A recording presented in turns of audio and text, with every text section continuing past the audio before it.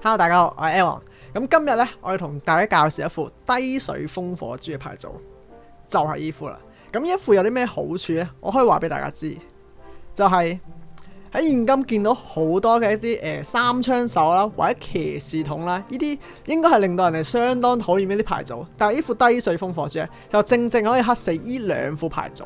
所以今日我想同大家深究一下，究竟呢一副牌究竟點樣用咧，好唔好？咁今日咧，我就已經打過12零出嚟啦。咁12零咧都係靠一副低水風火豬嚟表現出嚟嘅。咁我就可能會着講翻第6至12星，即係大概抽6段一個影片出嚟啦，同大家講下究竟其實你每一步應該要點樣做，同埋你一步做咗有啲咩影響。當然我都會有少少失誤喺裏邊，咁我就會喺呢一段視頻裏邊再同大家解釋究竟呢一副豬究竟點樣玩。咁講翻先，咁其實呢一副豬咧，雖然係話黑三槍手、黑騎士龍，但係其實亦都有好多嘢會克制佢，例如墓園啦。墓園點解會俾人克制？因為你係冇任何嘢可以解到墓園，除咗哥布林。哥布林係可以食到呢個墓園，但係記住依家嘅墓園，因為佢出嘅概率咧係已經包圍住你嘅公主塔，所以其實哥布林都唔係可以話完解墓園，而且帶得墓園嘅牌組都會帶個箭雨啦、滾木啦或者毒藥㗎，所以其實呢一副牌都幾派個墓園。其次就係天狗。天狗嘅話，可以成副牌睇得出就係我得一隻火槍手去對控，所以其實只要天狗遇到呢副牌，我只要炸些火槍手，咁天狗就可以完勝呢副牌。第三，巨人，點解話怕巨人？其實好多野豬牌組都會怕巨人，只要你係一副低廢嘅野豬咧，都係怕巨人。你冇地獄塔嘅話，咁反而我係唔係好驚石堂？點解呢？因為石堂你可以喺早期同佢打兩路優勢，因為石堂係一波流嚟嘅，所以你一波只要守得住嘅話，你買一座塔，然後第二波佢打第二座塔嘅時候，其實我一開頭前2分鐘我已經磨咗2座塔嘅一半去啦。咁所以其實打石人嘅話，最緊要就係你要打翻個2路，然後去到加時嘅話，你要確實要賣一塔，然後再進攻另一塔，咁樣會有更加好嘅好處。其次就毒礦啦，毒礦嘅話其實冇嘢可以毒到我副牌所有嘅嘢，因為基本上得火槍手可以毒，但係火槍手我絕對唔會後排放置，所以其實毒礦我亦都有騎士同埋哥布林可以捉佢。所以其實毒礦係唔太話克制呢副牌，所以一副牌對於現今流行牌組嚟三槍手啦、騎士龍，所以其實都幾好用啊，可以學習下。咁事不宜遲啊，講咁多廢話，咁就俾翻大家睇下一副牌究竟係點樣玩先啦，好冇？我哋依家播 replay。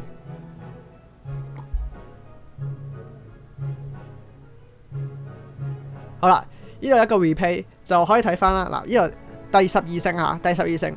咁我打個牌組係咩咧？就係石堂啦、三槍手啦、迫擊炮啦、一個炮車嘅一個毒礦啦。咁其實炮車都幾克制呢一副牌，只要你呢副牌對面嘅遠攻勁過你隻火槍手，例如炮車啊、屠夫啊、滾石頭手啊，都其實都幾驚啊呢副牌。咁就有炮車礦工啦，亦都有個電塔專門攞嚟黑豬嘅電塔啦，同埋呢個低水 S 波帶個火箭嘅。然後仲有超騎氣球啦，呢個石頭人屠夫仲有冇法式嘅，咁呢啲就我就唔會抽出嚟講。就呢個石頭人骷髏氣球，哇都幾特別。就有三槍手，但係刺客版本啦，會令到一啲冇地上部隊嘅會有更加大壓力啊！例如咩青龍石啊，都有龍 B B 咁啊，龍 B B 套呢個攻城錘加細電都 OK， 但係刺客就擋唔住啦。就超騎豬啦、三槍啦，跟住下邊呢個就係我呢個就已經係12勝之後啦。呢個係之前我輸嘅，就我好似打咗個9勝出嚟，唉。咁就講翻先，呢度我大概第6場開始講起啊，第6場。我超騎波可以講一講超騎波，咁我由呢一場開始講超騎波，因為其實超騎波嚟講，我得一隻火槍手對空，其實要好善用我嘅火槍手，究竟點樣用呢？咁一開頭啦，呢度卡手牌關係，我會選擇攞個冰士嘅，冇記錯嚇，冰士洗牌先，係啦，呢度好大機會俾我洗個滾木出嚟，咁梗係碌右邊啦，右邊比較多啊嘛，冰士打埋左邊嗰2隻少少血，咁我唔會磨太多血。咁基本上我呢度可能想後手啊，但係放翻騎士先。基本上如果你放火槍手咧，俾人解咗唯一可以暫廢嘅火槍手，咁其實好難攻啊嗰一波。仲要我啱啱冇豬喺手，咁你瀨嘢啦，一個礦工再加地牢再加波，一定要放翻個歌仔，然後打死礦工先，因為礦工嘅話好容易頂住公主塔好高嘅傷害啊！即係佢條血好要射好耐啊嘛。見到個火槍手放喺中間，食完地獄龍再食氣球，然後再食埋左邊蚊，食完一波再嚟個野豬快攻。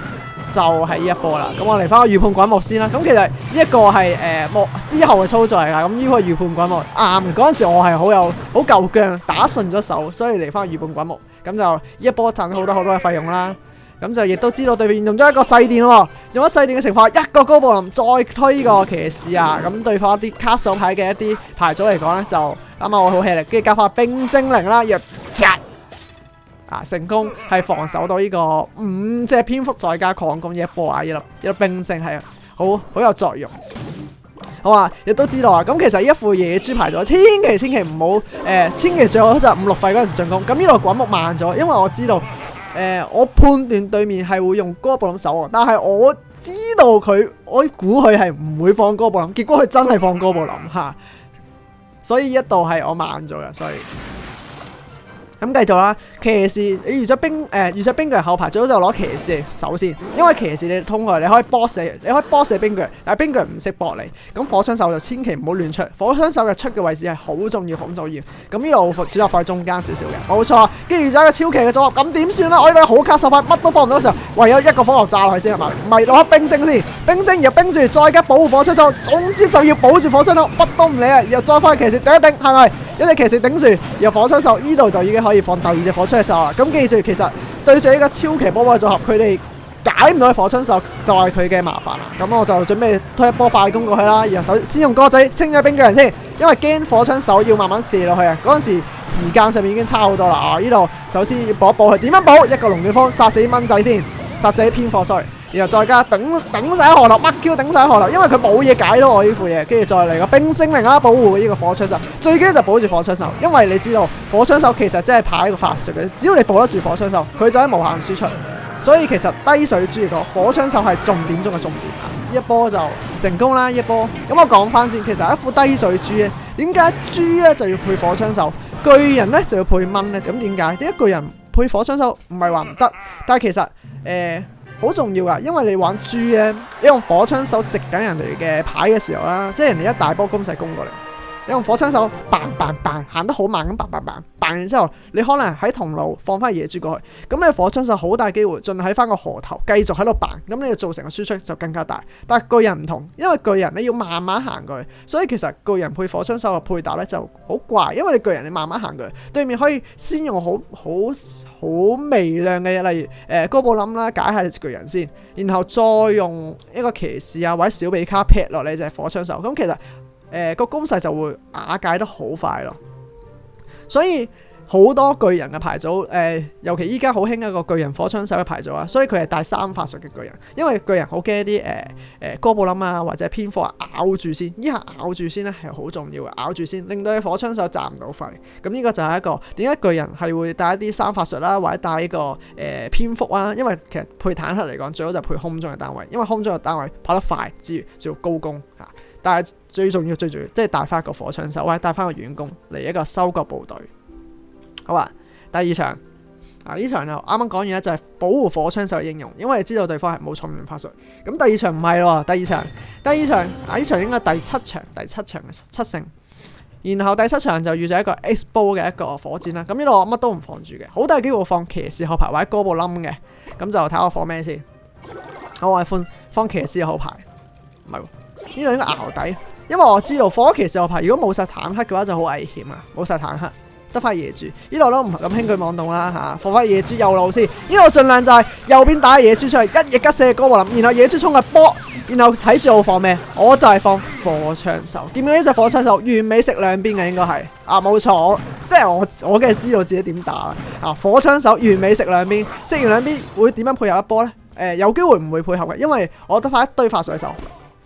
配合一個，原來配合一個騎士，做一個快攻，食硬滾木冇黐牙，我騎士咁樣逼先，完美咁衝過去，其實盡量就洗牌。我 feel 到呢下就係，好啦，即係壓咗木頭嘅情況下，一個野豬再加個哥布林，睇下點樣守。哦，原來一個電塔嘅，頭先已經放咗電塔啦。好，乘機吉兩下得唔得？好，攞翻哥布林sorry 係一水骨，手一手嗰時，咁壓咗一水，同埋好似吉到一下添。咁呢度我都唔知點守好，因為冇滾木，呢一度最好就用滾木同埋哥布林防守。咁呢度我真係唔知點守好，唯有放呢個騎士啦。咁其實最好嘅方法就係啱啱嗰下炸火球會更加好。呢度俾咗冰星佢夾硬，令到佢想要做多啲嘢先。咁點解你話啱啱唔放火槍手食佢嘅兵法？因為你用咗火槍手嘅時候，你要插翻5張啊，唔係插翻4張之後另一隻火槍手，咁又好麻煩。因為火槍手盡量食對面嘅近攻單位啊。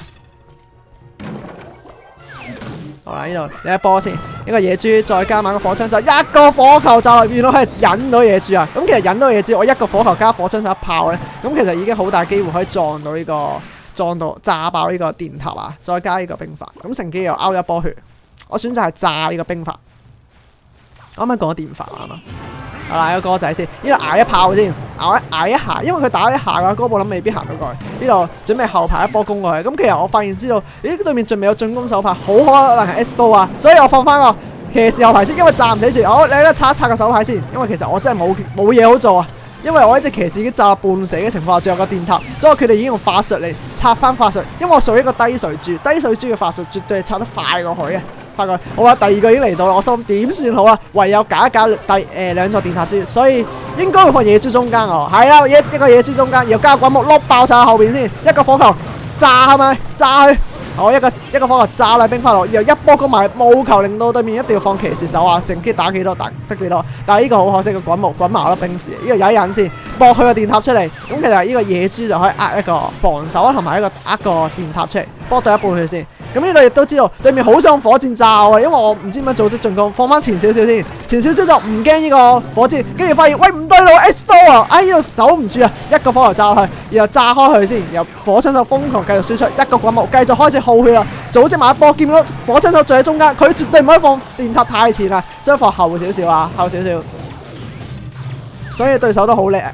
佢知道個火槍手喺度，跟住粒兵士解啦。呢度佢用咗2塊解我隻火槍手，跟住再做後一波進攻啦。咁其實佢都唔知放 S 波好啊，定係放呢個火箭好，因為佢蝕緊水量啦。我呢度我一定要放個火槍手解晒啲嘢，因為佢嘅遠攻係慢過我，即係佢嘅遠攻係少血過我隻火槍手。呢度一個火球炸佢，再加一個哥布林劈爆嗰個兵法。呢個火槍手繼續嚟一炮，繼續喺河頭情況下，呢個滾木應該會碌死火槍手啊嚇，所以我唔敢再進攻住。呢度一個 all in 啦，因為用咗滾木嘅情況 all in 佢，然後一個火球繼續一定要炸呢個兵法。咁我其實佢每一波都防守得好好啦。呢度其實我用咗好少嘅費用就呃到佢咁多嘅嘢咧，咁呢度好賺一個火球，我冇諗住進攻，我淨係攞嚟壓你。見到我呢度費用已經賺好多，我對面已經知道已經大鑊啦，一個滾木一個火球就收皮啦，所以其實已經諗住打另一條路，可惜其實已經太遲啦，因為 S 波咧打第二條路亦都要慢慢射啊，所以一個火球再加個滾木，好，然後搏到一下添，咁就成功拎到呢場。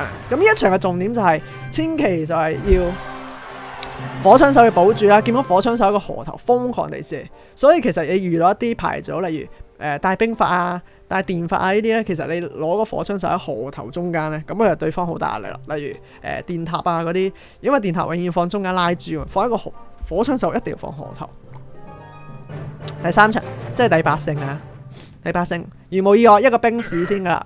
咁啊，我已經冇睇上面牌，因為兵士先。兵士好重要，兵士好多人會選擇，究竟守唔守好咧？咁其實嗰陣時兵士行到河頭，你又跟隻野豬咧，咁就賺咗一費啊！好啦，呢度等翻後手先。咁因為唔知做咩好，我最好就係放騎士，因為放咩都瀨嘢，所以唯有放翻哥布林。係啦，擦一擦牌先。呢度迫於無奈，我再放騎士好危險啊！放翻火槍手搏一搏先啊！正常一個遇到一個高手啊，對面好似已經捉住個毒，係啦，一個毒藥，咁我瀨嘢，一個野豬衝過右路先，係咪？唔好理左路啊，射2下又射一射個。係啦，一個野豬，我梗係知道自己做咩。一個野豬發現，唉頂你，射多一炮好冇？呢度我已經屬於一個超卡手，即係超卡手嘅一個程度。咁啊，我嘅騎士送埋，因為我冇咗冰晶啊，又冇咗哥布林咧。一開頭使咗冰晶同埋哥布林，令到呢下真係拆得好尷尬。有一個滾木碌射佢先，然後就首先打死冰巨人啦，冰巨人就打唔住，所以拉喺中間。我話千祈要開到主堡，波成功開到啦。咁呢度其實佢用咗好多費用進攻啦，咁我唔會貿然進攻嘅，因為對面係有大電塔嘅。都係一樣啦，首先應該放翻兵士先，係。咁左路既然波多一下血咧，咁我就同佢冚過下兵士，唔知放咩好放，因為我已經好卡手，真係好卡手。一個火球會唔會炸落去？好，呢個火球炸唔炸到？一個火球炸落去，應該炸大蚊嘅。媽大蚊都炸唔到，搞錯。好，一個滾木噶啦，一定。冇一個滾木，冇滾木。哇！我都唔知我做緊咩。哇！咁乸勁嘅我，一個火槍手再加個龍捲風啦，咁啊成功解咗一波啦，然後仲射咗2炮先，咁啊犧牲咗個火槍手，但係成功瓦解咗一波。我係蝕咗一個火球嘅啱啱啊！火球淨係齋炸到一個公主塔，野豬仲有搭唔到陣添，所以啱啱嗰下蝕咗4費。好啦。呢個對面應該冰巨人後排啦，咁我手牌終於回翻正啦。頭先就因為個火球嘅失誤，呢個騎士後排先。咁我唔敢輕舉妄動啊！一個火球炸佢先，因為我放豬啊放歌仔一定食滾木，歌仔一定食滾木，所以最後俾人滾埋個公主塔，所以唔放歌仔住。好，壓咗毒嘅情況，呢個火槍手 happy 咯 ，happy 指火槍手，一個滾木會碌死嗰3隻先，唔碌住賺一賺費。好，繼續碌，因為卡緊手牌，一個火槍手可唔可以？佢呢度急咗，呢度急咗，所以。佢藍就一定要搞佢火槍手，見到佢每次都要超級搞佢隻火槍手。呢度佢應該冇毒藥毒住嘅，一個滾木搞一搞佢先。好，一個火槍手食埋佢電化先，幫下食咗佢。火槍手仲有少少，又嚟一波進攻大型進攻。哇！頂仲係俾人呢個打死咗。好，一個滾木。呢度諗住預判打翻個電塔啦，當然佢電塔佢好知佢知道我想火球，所以一場比賽咁其實我有少少劣勢啊開頭，因為其實一開頭輸咗好多。呢度冇咗毒藥嘅情況，其實我可以放火槍手，但我唔記得咗嚇，我唔記得咗佢毒藥要拆幾多張，就算我拆得嚟嗰度佢都行得太快。呢度又用咗毒藥嘅關係，一個火槍就放喺中間啦，俾我就係啦，射死佢先。騎士有一印拗一下，如冇意外放隻豬過去，送廢野豬衝，然後炸一電發冇問題啊！因為保住咗火槍手啊，送廢野豬，然後繼續保住火槍手。好，一個滾木碌死佢先，然後電發引一個騎士引到個電塔出嚟啦，然後即係火槍手嚟上面嗰隻火槍手再放到依家，跟住佢呢個逼住要用晒所有費用嚟守啊，一個火球炸落去，好似未有火球住，一個火槍手再收翻過去，見到一個遠攻嘅一個火槍手就係無限收割，射完大蚊，射完冰士唔係冰巨人再射埋啲電發，然後一波再進攻埋去啊！呢度知道有滾木，我唔敢亂輕舉妄動住，好用咗滾木啦，係啊，諗住預判佢個哥布林啊嚇。跟住如果用咗滾木啦，咁呢一波就 OK 啦，引咗冰巨人啦，野豬係咪要出發？野豬唔係，我等一陣先。好，呢度佢好心急啊，見到放翻野豬，諗住送廢野豬嘅。好，繼續一個火槍手繼續放喺呢度啦，無限食兵啊！一個騎士擋一擋先，跟住佢咁大蚊嚟收個火槍手，點算？我頂一頂先，攞個布林，然後再嚟個冰士。咁啊射死咗佢啦！射完之後一波進攻，佢用咗過多費用打嗰隻火槍手啊！就於事無補，一個火球加野豬，咁啊成功達陣。咁每一次其實每一波嘅攻勢我都係一費咁賺。見到個火槍手用4費賺一個冰強啦，賺一個殘餘部隊嘅一個電化啦，同埋大蚊啦。呢啲其實都有一隻火槍手可以慢慢射。當然佢之後又用翻啲咩哥布林嚟殺翻個火槍手，又蝕翻2費。所以其實係咁一費咁賺。一場比賽就最重要就係點樣可以保住火槍手係一個關鍵。好啦，遇咗我啱啱講噶，就係遇到一個比你強嘅一個遠攻，究竟點樣對付啦？就係跑車。如無意外，一隻冰士放翻先。Go！ 冰士好啊，引翻個冰巨人喺右邊，咁就冰士喺左邊打翻100血先啦。繼續騎士守冰巨人，咁其實定式嚟嘅啫。我呢度大鑊啦！哇，原來係一個跑車啊，陰公豬。冇嘅，硬上啦一下，硬上。火槍手加呢個，因為其實冰巨人咧唔識打硬嘛，所以就咁啦。呢度因為佢用咗滾木，一個哥布林就要清咗佢先，務求令到佢停低，好停低完啦。野豬衝過去洗牌先，因為逼住要洗嘅下。我覺得冰士原來冰咗後邊嗰隻嘢一齊，你拉時我又拉。咁頭先睇住個龍捲風喺手啊，我有龍捲風喺手，咁係一個礦工可以主堡同埋一個野豬可以主堡一個互換啦。咁就好啦，呢度我放火槍手啦，定係放騎士好啦？咁我正常嚟講，騎士因為行得太慢，火槍手啦選擇。好，壓咗毒藥添，跟住毒藥心諗，哎呀好卡手法，點算好咧？我求射2下，又吉射都得。好，左落嚟翻個進攻先。咁呢度一個野豬，因為有騎士喺度咧，其實有騎士喺度野豬拉咧都拉得唔太穩，因為騎士好重。騎士你要記住一個，其實有重量限制。我呢度一個預判滾我哋面啊，咁啊真係俾佢預判到，真係超勁呢條。其實如果遇到一個龍捲風嘅牌組野豬嘅話咧，最好就跟翻火槍手後邊，因為佢拉到野豬咧就拉唔到火槍手，火槍手會繼續射個公主塔，所以其實最好嘅進攻手段就係野豬加火槍手。咁呢度知啦，佢對面有一個毒礦，所以我就選擇火槍手放左路啦。點解咧？因為佢一定要毒，佢毒左路咁咪少咗個毒礦嘅效果啦。我一個火球炸落去先，我求射爆架車啊！只要射爆架車咁就 OK。咁呢度用咗過多費用防守，呢度射一炮咁我穩賺噶啦。我準備防守翻右邊先。咁呢度唔知做咩好，所以放翻個哥布諗喺右邊嚇。少硬食噶啦係嘛？呢度有毒藥嘅食法，我就選擇賣血啦嚇。但係呢度射唔到佢，佢個陰濕位置好鬼過分。我呢度推唔到一個野豬，係好多失誤嘅一鋪，一個野豬。一個火球會唔會炸喺冰塊落？一嘢炸走佢先得唔得？好啊，繼續炸落去。呢個滾幕就碌死晒所有嘢啦。咁務求呢度捱2炮嘅時候，一波衝埋去啦。咁都係嗰句啦，火槍手一定要守左守右兩路一齊守啦。咁火槍手放一放先，守右守左，我捱一炮先，繼續進攻啦。咁嗰邊會點樣守咧？嗰邊應該用發炮車，而無疑係一個炮車。咁呢度我都好驚嘅礦工，佢礦工正常玩礦工牌組就應該係盡量多用礦工，唔係多用防守牌。見到佢狂用防守牌，佢冇用過礦工，佢呢度一定要搶血㗎。佢唔搶血嘅話，咁啊無限 loot 嗰4張啦，冇 loot 到礦工出嚟就好尷尬啦。我呢度攞翻騎士，因為冰咗嘅關係，所以騎士第一頂先，務求佢唔好打得太多嘅傷害。咁呢個毒藥賺啦，我火槍手放喺後排，跟住放喺後排，我呢度可以賺好多費用啦。咁嚟個左右分區先，咁其實右路係只不過仿字嘅啫，乜都唔知做咩好啦。放翻火球，真係唔想咁做嘅我。好，呢度忍一忍先，因為我知道佢一定會搞嗰隻咁嘅火槍手啊。我呢度攞野豬彈一彈，你見到兩隻火槍手出嚟啊！開始已經俾我累積到一個遠攻啊！見到一個遠攻嘅咗，火槍手繼續瘋狂輸出啊！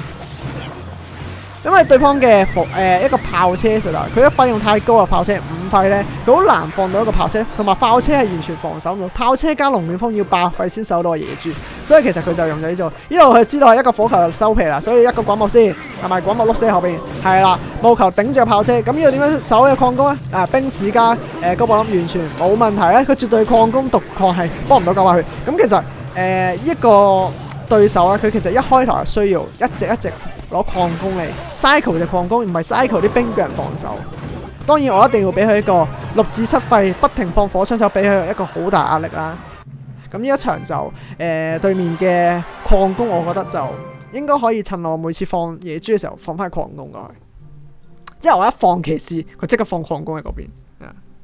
咁就礦工就要配翻個毒藥啦。如果冇哥布林都可以吉死佢，所以其實佢進攻嚟講，礦工嘅牌組進攻係比較吃力少少。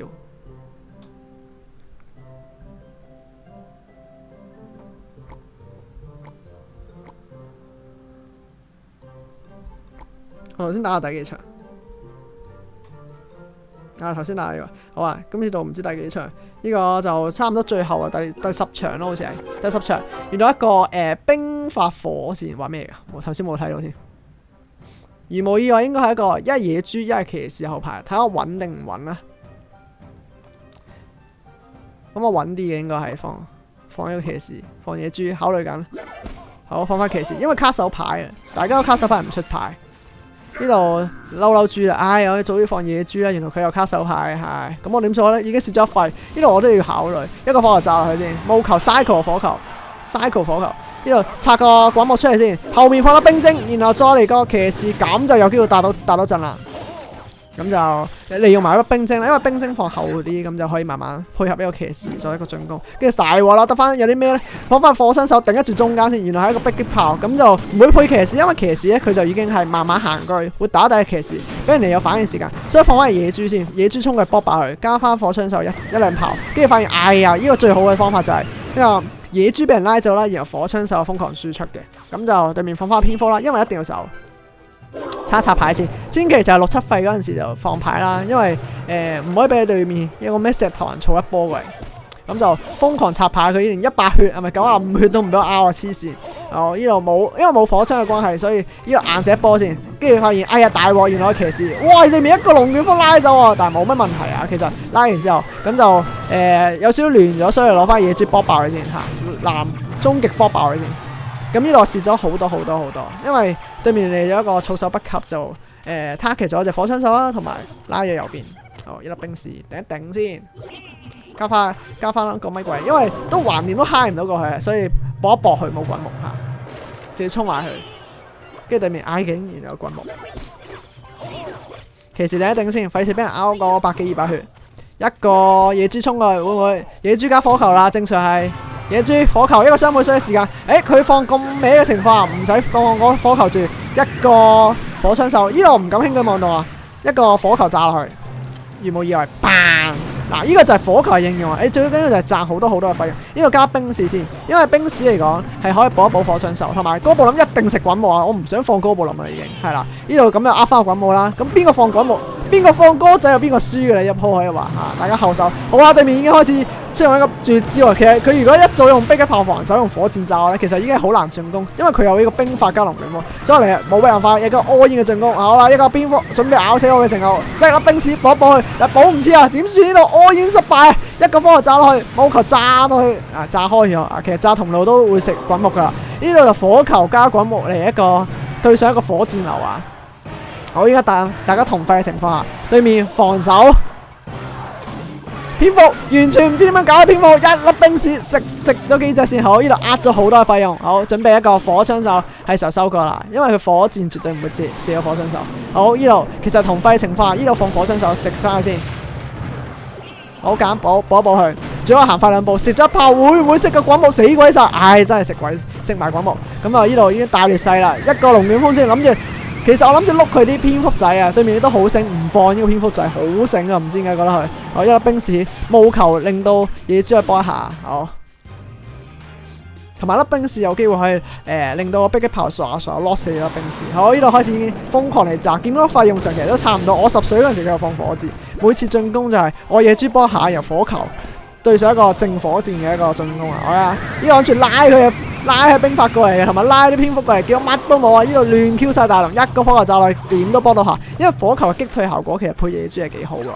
好，呢度火球瘋狂嚟射，因為準備食火箭個 feel 到係啦。呢度最後一波進攻啦，因為食完火箭嘅時候一嘢進攻埋佢啦，衝啊豬仔，乜都衝過去啦。然後冰士乜都放，因為我驚佢偏火，所以冰士放定先。一個火球如無意外炸埋冰法，炸晒所有嘢。好啦，咁就。因為佢用咗一個火箭嘅情況，嗰下其實我賺咗少少啦。我個火槍手，我火槍手已經攻緊埋去，佢再繼續放呢個火箭，所以其實每一波就係差過1-2水嚇。最緊要就係有一隻火槍手，只要保住火槍手，咁你就可以有好大嘅進攻。咁其實多得佢成日放啲哥布林俾我滾木啦，咁就多謝佢先。所以一鋪嘅贏。好啦，講翻呢個精彩賽事，下一場就係對呢個三槍手啊，三槍手。低水風火豬、玄黑三槍手，咁我講翻，究竟點解低水三槍豬唔係低水三槍豬係咩啊？低水風火豬點解黑三槍手啊？講翻先，第一個就係、因為我拆嘅火球出嚟係好快啦，咁我就呢度因為卡手牌關係放翻哥布林先，睇下有冇滾木。結果佢係選擇賣血，好醒目啊！放翻火球落炸落去，因為呢度我蝕咗2費嘅情況，再蝕埋個火球咧，咁啊證明對面係會先手嘅。咁我試一費啊，試一費，咁啊對面嘅先手啦，好啦，加翻騎士先。咁我準備打個後手機發現，哇頂你！原來一個三槍手，我喊住，其實我絕對唔喊，因為滾木加火球係殺得死佢噶嘛。咁我藍抄滾木出嚟，用晒所有最低手牌，哥布林出嚟，應該放右路得，放右路，我未火球住，原來捉錯路，我俾佢攻右路啊，手左推右嗰下，原來好尷尬，所以呢度我亂晒大龍，佢無啦啦攻我右路，其實哥布林嗰下應該放喺右。放喺嗰條路好啲。好啦，一個騎士守翻一個工程腿先。騎士好似幫唔死，為一個冰士加哥布林，結果對面係有細電。我唔知做咩好，我將一個最冇用嘅龍捲風用出嚟啦。因為騎士要攞嚟進攻啊。你冇冰士嘅情況下，你用龍捲風都係冇乜用，因為殺唔死蚊，所以就用翻個龍捲風洗一洗牌先。雖然係柒咗少少，但係迫於無奈。好啦，呢度應該試好多水嘅，好多水係啦。講到放水塔，千祈唔好炸住啊！你可以配合一波進攻先。可能我因為試太多，因為試緊4水嘅關係，我所以加翻火球炸落去，冇球後手路。因為我一開頭真係試好多啊，手牌卡緊關係。咁呢度我知係三槍會後排，所以用火槍手先。火槍手放翻單路嗰度，單路火槍手好。唔好放呢度，放任何一個法術都好危險啊！好啦，嗰邊買右邊血，一個騎士再加歌仔咧係完美守到呢個工程錘啊！右邊加翻個滾木先攞一碌，係啦，咁啊完美搞咗佢啦，又加粒冰士，咁啊其實一波係完美搞咗，咁嗰度兩隻火槍手選擇可能賣一炮啦嚇。好啦，見到賺翻少少退量啦，因為我繼續考慮防守先，防守一波。亦都我唔急進攻住，因為佢放唔到一個三槍手喺後排，佢放三槍手後排，一個火球炸埋個水塔。好啦，呢度有人先，因為我冇咗冰士，我仲係屬於一個卡緊手牌嘅關鍵，一個龍捲風加冰士啦。好啦，呢度佢選擇放中間啦，一個火球炸佢，因為野豬我已經好多水靈情況，一個野豬預判埋咧，咁火槍手見我右路食晒所有嘅嘢，呢度洗一洗牌加翻滾幕先，對面知道我用咗滾幕，好大機會又嚟翻咁嘅攻城錘啊咁啊！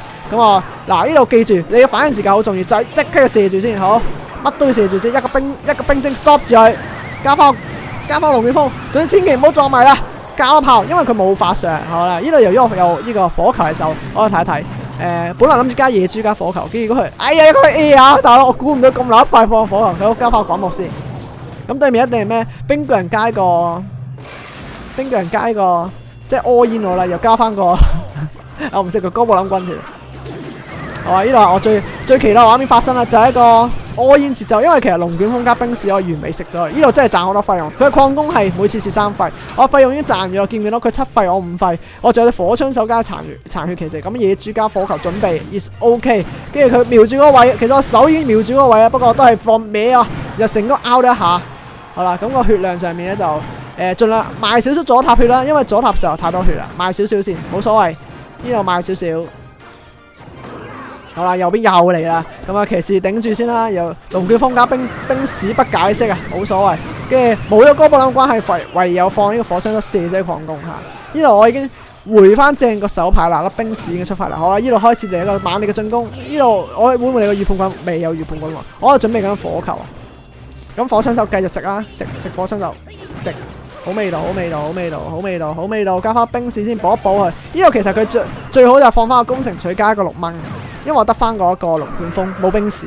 呢度完美食咗，因為其實佢見到個3發術真係好大壓力啊。好，呢度滾一滾木先。我諗住佢預判佢個咁嘅哥布林軍團。好啊，呢度all in佢進攻。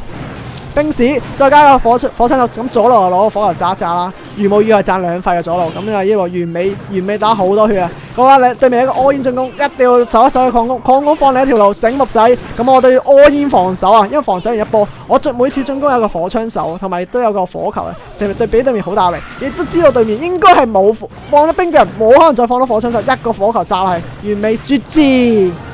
呢度每一波就係要睇清楚你每次進攻嘅野豬咧，到底有冇火球，或者有冇滾木。咁就呢一波其實要打穩啲啊，打穩啲就 OK。你一定要留翻隻火槍手，你保住火槍手，咁喺3槍手就 OK。因為3槍手食硬火球啊，但係你嘅火槍手對面係冇嘢打到你，因為你有冰士同埋高布林保護住，對面亦都係得個細電。好啦，咁就係呢個低水風火豬原黑3槍就一個玩法啦，就係呢個龍捲風加冰士守呢個6蚊，騎士加哥布林就守呢個攻城錘。我呢度打爆熔爐先乘機，對面有一個地獄龍啊，我諗緊，哇地獄龍加史爐會唔會係我 CCGS 用嘅石頭人啦？我嗰陣時已經諗緊啦。呢度點算好？啊！騎士硬食啦，3水換3水，我唔可以俾佢知我對面我係一個龍捲風，亦都好彩我冇用到龍捲風啊！因為龍捲風嘅話絕對要攞嚟守呢個石頭人，咁呢度冇辦法，一定要捱一波先。對面亦都係一個史爐啊，都好克制一個野豬，同埋一個石頭人係超睇下咩石頭人啦。佢一個大建築嘅石頭人就更加黑野豬，因為佢可以拉住拉到叫實咁。我呢度好卡手牌，唔知放咩火球先，準備拉咗佢。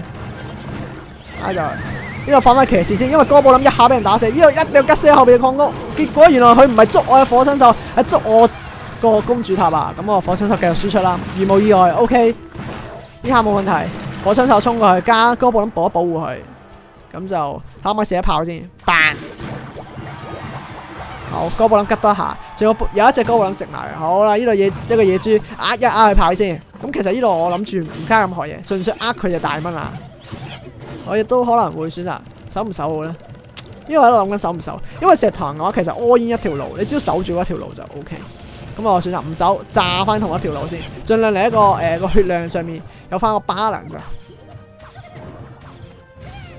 不放射人啦。好啦，石頭開始打呢條路，我心諗哇，你咁醒嘅，佢知道我想將個傷害平衡化，咁我冇辦法啦，放翻個，我已經開始狂喊啦，放翻騎士加火槍手先，努力咁頂啊，努力咁頂，只要冇一個野豬點算我煙啦，一個高棒吉住先，我一個毒藥係咁，我心諗大鑊點收好咧？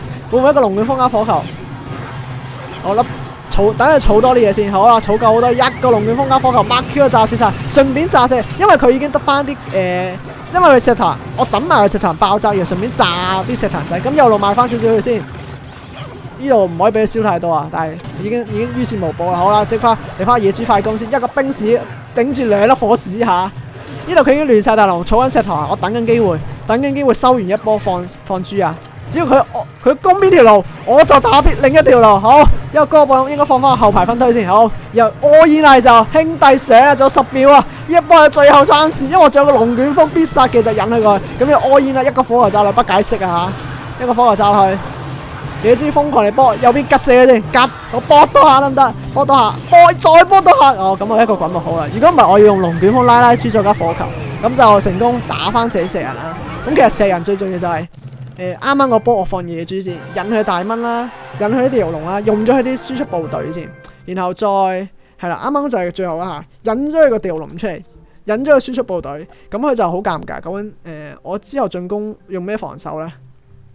咁嗰下佢條地獄龍就俾我火槍手射死咗，射死完之後我就變成一個野豬加騎士加火槍手 all in。咁呢一度咧係先用野豬引佢啲嘢，然後再收過去之後 all in 佢，咁就賺咗個火槍手啦。咁呢度可以學下。咁其實玩呢個石堂最重要就係要睇翻幾時用賣血啦，同埋點樣放石堂好。咁就基本上差唔多。呢一度就係整個12-0嘅一個低水風火豬嘅教學啦。仲有冇邊幾場想睇？呢個石堂冇法術嘅唔好睇。呢個骨呢度我就黑呢個石堂我就黑地佢，因為佢冇嘢可以守嗰隻豬。咁就三槍手啦，三槍手呢個都係冇乜問題啊。我試下睇翻個超騎豬地獄塔啦。咁最後呢場超騎豬地獄塔應該係一開頭嗰幾場，一個超騎豬、超騎黑豬啦，地獄塔都係黑豬，仲有一個骨海先。繼續冰士洗牌先，冇球行到河頭咧，咁就有隻豬可以衝過去，咁樣賺一費，咁啊，照唔理啦，我煙啦。哎呀，啱我冰埋嗰隻咁嘅超級騎士，咁成功啊，搏到一下。右路嘅話就因為其實一隻騎士手佢就好吃力噶啦，所以就放火槍手坐草冰先。咁啊，頂一頂，發現哇唔對路喎，咁鬼多嘢嘅，我唔知點算好，唯有拉豬噶啦，係一個冰士，然後再加歌仔。硬係用最高嘅 DPS 打死佢先，冰士加歌仔以下 DPS 已經超高。咁呢度唔放任何嘅嘢先，因為我驚啊，放野豬我就冇嘢可以反攻。我引咗滾木出嚟，咁就冇辦法，逼住要攻，衝啊！你翻預判滾木先，好啊，對面都知道預判滾木放喺另一邊啊。尤其我對得翻一隻野豬同埋3個法術，咁就係咪都預判啦？好啦，預翻個野豬，哎呀，心諗好開心，可以拉豬，但後面有3個骨仔，咁樣等佢波一下先，咁我順便捲死骨仔。結果最後一隻骨仔就降位到血，一定係亞王佢嘅。好，繼續冰士洗牌先，可能6-7水就放啦，仲未放嘅我，冇豬啊，因為冇豬。對面放個地獄塔，咁呢度可能係一開頭唔知幾多勝啊，咁加放火球先，炸一炸，開心啊！後排啦，一定係後排。後排騎士咧就會冇咗嘅嘢守呢個超騎，所以結果係對面先手先，好開心。放翻去火槍手食咗佢，因為騎士一度咧我要了解翻嗰副低水豬，雖然話就話放騎士後排先，但係在呢啲你真係冇坦克嘅情況下，你真係騎士唔好亂用啊！呢度愛燕，如果右路放超騎，我應該食得屎，但係呢度愛燕俾翻節奏先。好啦，一個火槍手瘋狂地射，一個滾木，我隻豬咧都可能搏得一下。好，火槍手放喺中間先，因為我講過啦，啱啱佢一係電發放中間嘅話，我一定會攞個龍捲風拉走。打呢度2隻火槍手，all in 一波啊！2隻火槍手點受？因為佢已經冇呢個超騎，跟住結果一個自如，再加啲坦克嘅一個地獄塔收據咯。我龍捲風繼續，盡量喺度搏嗰下，哎呀，呢度已經快咗噶啦。